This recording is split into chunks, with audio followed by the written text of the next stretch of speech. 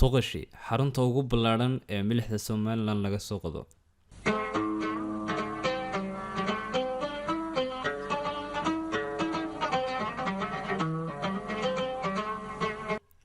Toqoshi waa mid ka mid ah goobaha milixda laga soo qodo ee Somaliland waana deegaan qiyaas ahaan u jira 7 kiiloomitir magaalo xeebeedka qadiimiga ah ee Saylac waana deegaan qani ku ah milixda amba cusbada waana mid ka mid ah waxyaabaha ay la gaar ka tahay Toqoshi.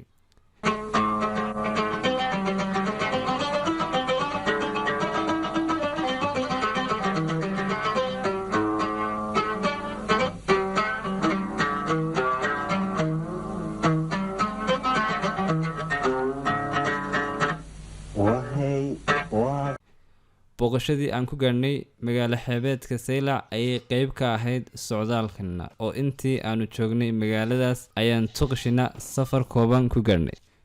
Deegaanka Toqoshi waxa uu leeyahay boqolaal ceel kuwaasoo laga soo qodo milixda amba cusbada ay isticmaalaan badiba dadka ku nool deegaanada Soomaalida. Ceelasha ku yaal deegaanka Toqoshi waa kuwa sanad kasta laga soo qodo milixda ugu badan wadanka waana ceelal la kala dhaxlo oo dadka deegaanku ay u kala leeyihiin hanti ahaan.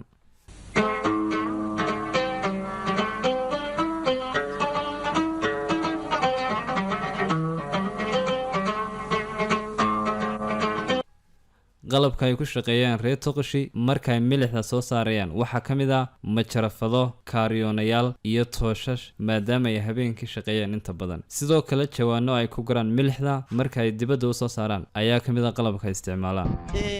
waxa aan ku shaqeynaa hadaba ee aan ku soo saarnay waxa weeye majarafad amarkaysan toosh aan madaxa ku xidhanno iyo kaariyoon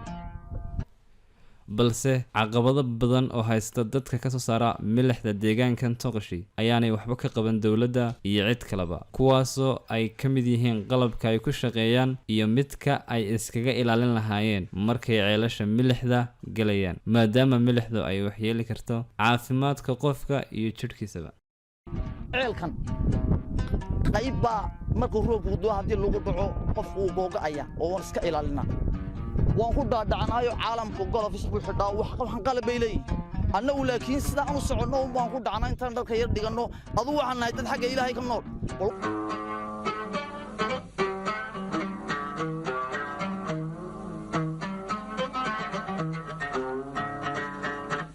وهي وغلال كحيو